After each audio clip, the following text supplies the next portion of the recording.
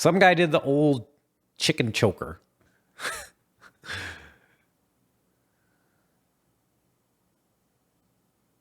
Hi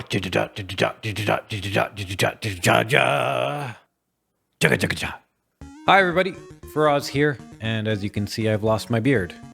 And if you think I look like I'm 2 years old now, well, you should have seen me about 3 days ago. Anyway, today I have a perspective video for you. I'm going to tell you a little something about how people work. So let's get started. First, I'm going to give you a foreword. Okay, so as you all know, I'm from the gaming world. I was a full-time streamer on Twitch for about 6 years.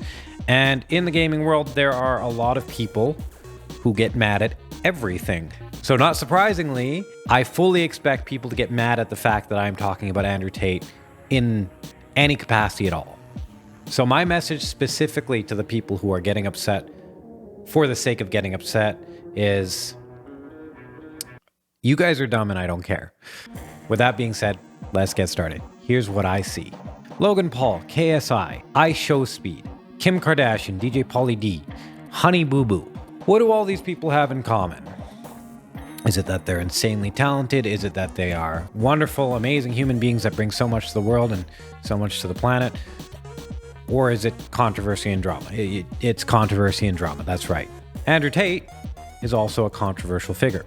In order to communicate what I want to say, I want to go through some of the common criticisms of Andrew Tate. So what do they say? Yeah, he might have a good message, but I wish he said it differently. But I wish he didn't put it the way he put it. But I wish he wasn't so controversial. And I look at that, I hear that, and it annoys me. And it annoys me because I'm like, no, you don't. People love controversy. People love drama. And even if they say they don't, they sure as hell love talking about it. They love theorizing about it. They love speculating about it. They love picking sides and going tribal about it. It becomes a very powerful funnel for their attention. Like, look, some guy furiously beat his meat to Pokimane deepfakes. And then he cried about it. And before that, I didn't even know this guy existed. And that's because our society is an attention-based currency society. I know that. You know that. The marketing agencies know that. The social media companies know that. Clickbait titles know that. And Andrew Tate knows that. And so here's the thing. You might love Andrew Tate. You might hate Andrew Tate. But you're probably not indifferent to Andrew Tate. And it's interesting how that works. It's actually really interesting how that works. Because if people like you, they'll pay attention to you. They'll watch you. They'll hang out with you, whatever. If people hate you, they will scrutinize every word you say, looking for something to hate even more. If people are indifferent to you, their attention's elsewhere. Bottom line is, Andrew Tate is giving people exactly what they want. And if you don't think that's the case, look, I'll walk you through it. I'll prove it to you. If Andrew Tate worded his messages that were palatable and polite and didn't rub certain people the wrong way, would I be talking about him right now? Would you know who he was? Would you even know his name? The answer is no, because there are tons and tons of very insightful, very non-controversial, very wholesome individuals who populate the internet and say good things and do good things all the time. And you know what? People barely give them two looks. People barely look twice at them.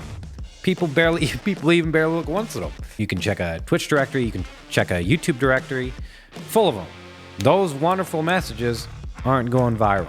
And so here, I'll give you a metaphor. Look, people, or the masses, are basically like that girl we all once knew, or know. The girl who's all like, oh, I just want a guy who'll treat me nicely. Oh, I just want a guy who'll take care of me and treat me well. And what do you and I know? What do we know? Well, we know that's a bold-faced fucking lie. We know that is so far from the truth. And of course, it's like, well, what does that girl go and do? Right after saying, oh, I just want a guy who'll take care of me. What does that girl do? That girl goes out and gets absolutely pulverizingly railed by the high school dropout drug dealer named what? That's right, named Controversy. Meanwhile, somewhere, a poor little Jimmy Johnson, writing poetry, illustrating the beauty and grace of the Algerian platypus, is doing so completely alone. All because he took that aforementioned girl seriously. He took her at her word. and decided to be a completely nice individual with no edge, no danger, no mystery, no controversy. I mean, look, like, let's pretend this wasn't an Andrew Tate video. Let's pretend that this video was titled 10 Things You Don't Know About My Fat Dog Joby. You probably wouldn't care nearly as much, let alone click it. So why am I making this point? Is it to shame you? Is it to complain? Is it to, just shake my fist at the sky? No, absolutely not. I'll tell you why. So look, if you told me, hey, Faraz, I need you from a starting position of 0 internet fame to get to 100. First, I need you to be the most Googled man on the planet. And then the social media companies are all going to try and cancel you. They're going to do so within 24 hours. What they're going to do is they're going to delete all of your accounts simultaneously. And I need you to somehow survive. You know what I'd say? I say, you know what? I'm changing my name. Here's what I'm changing it to. First name, controversy. Middle name, inspiration. Last name, controversy. And that's exactly what Andrew Tate did.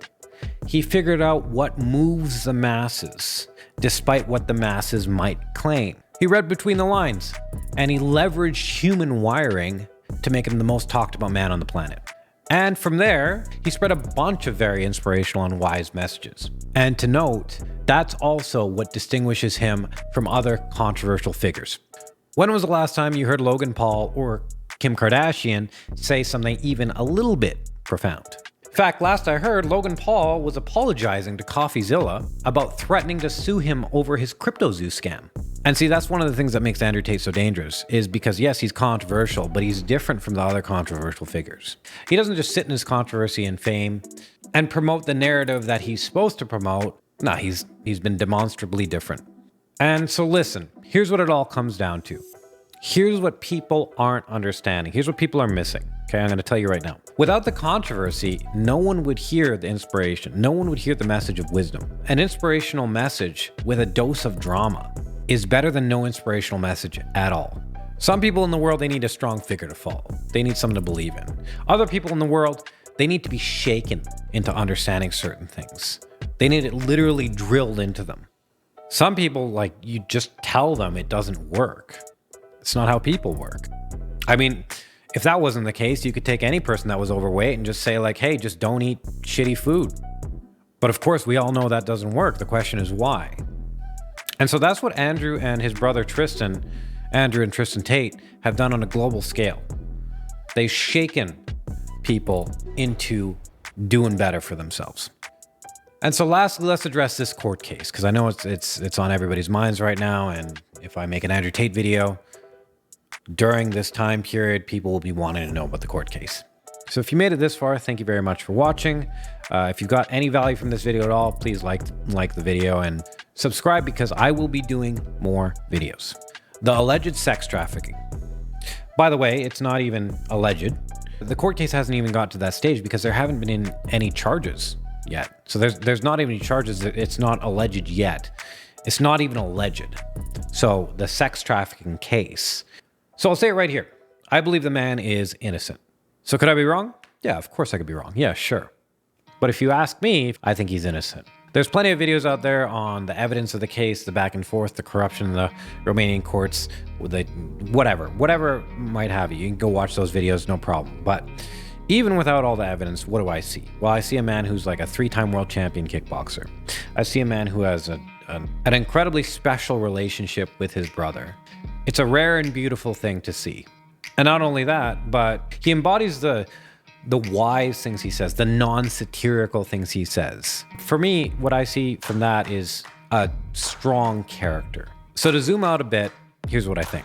I think that the people that Me Too'd Johnny Depp and then pretended they didn't when Amber Heard lost the court case are about to look even more silly when Andrew Tate is found innocent. But you know what? It doesn't matter what I think. If you think he's innocent, if you think he's guilty, let me know in the comments below. Regardless, I think it's fair to say that his message has rung true for quite a few people and improved quite a few lives. And I look forward to seeing how this all unfolds. And hopefully it unfolds for the better of everyone.